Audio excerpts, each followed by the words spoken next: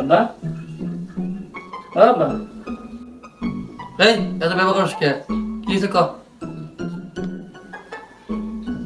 কুরবানি তো দিবা একটা তো বিশাল গরু কিনে নিয়েছো তাই না?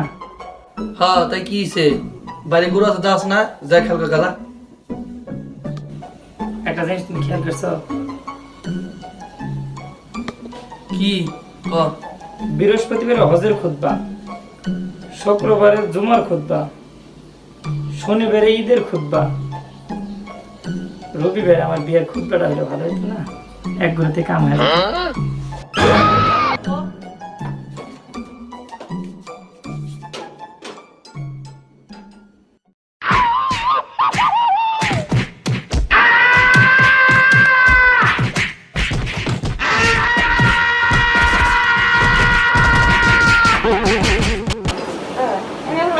সবাই মুবারক, আর জীবনে বিয়ার কথা কইতাম না।